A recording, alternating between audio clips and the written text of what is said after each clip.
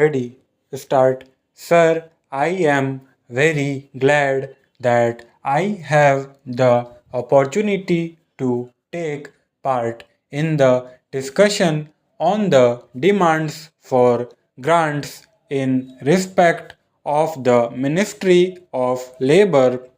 I am glad we have got a very good labor minister, but I do not know whether he is able to take all the necessary steps to improve the labor situation in this country at this crucial moment.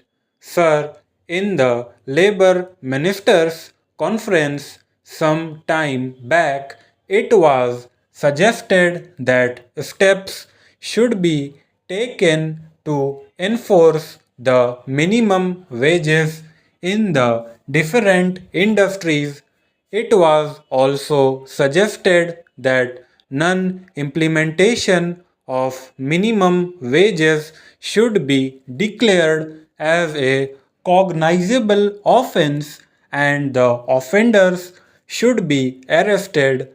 However, it had been agreed at the conference that more deterrent punishment should be given to the offenders and that the act should be amended suitably. Necessary changes should have been made in the central legislation by this time. The Industrial Dispute Act had become outdated and it should be completely overhauled.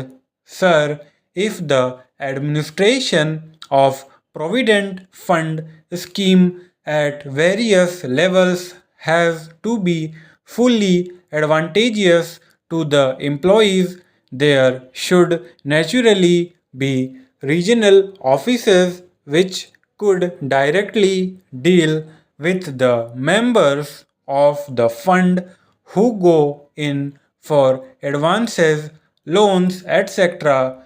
The present situation has offered an opportunity for the government to make necessary, meaningful changes in a number of legislative measures which seek to protect and regulate the rights and working conditions of industrial workers and other employees.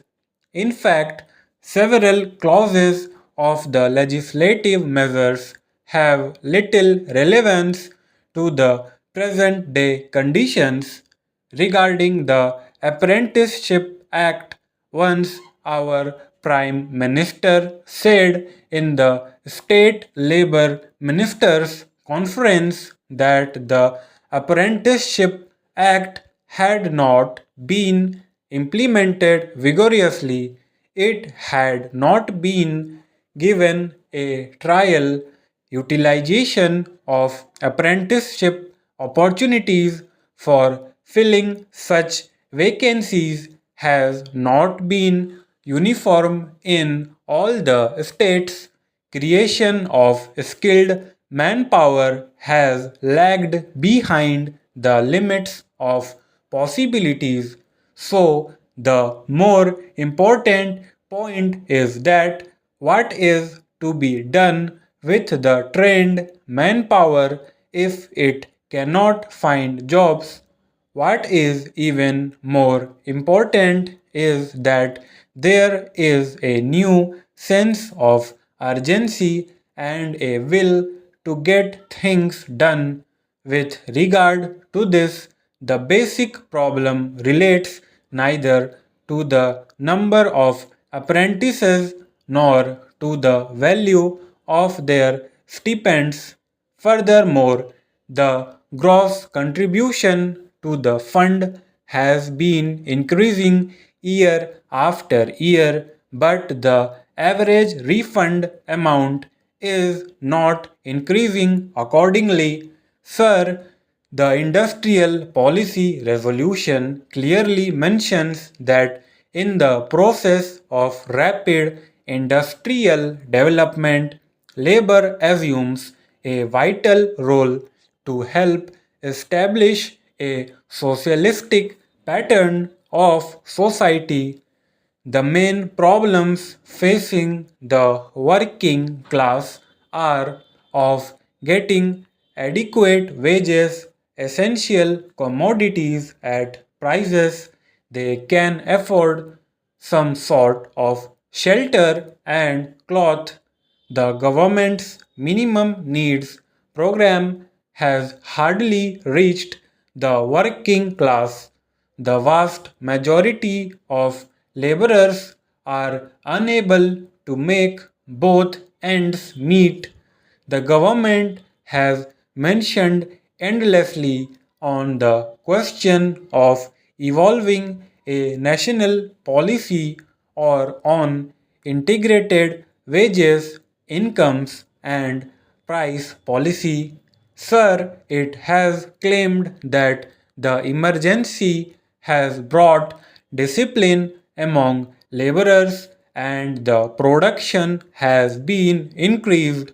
Yes, it is a fact, but the laborers are forced to work and they are forced not to take part in the trade union activities.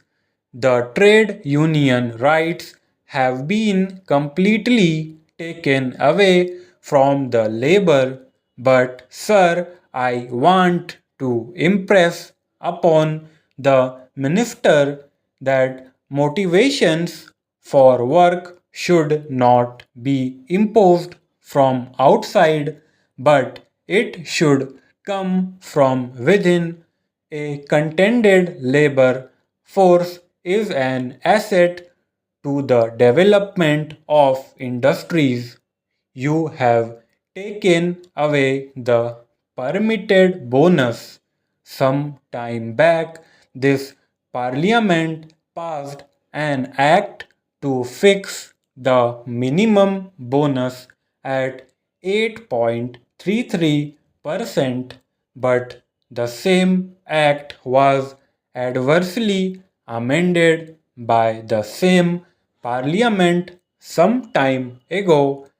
The bonus was accepted by this government as deferred wage, but the same government has reversed the conception of bonus, and this government says that bonus is not a deferred wage, but it is connected with production and productivity.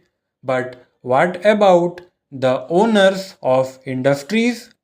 Do you know how much have they reduced in the dearness allowance of the workers nowadays?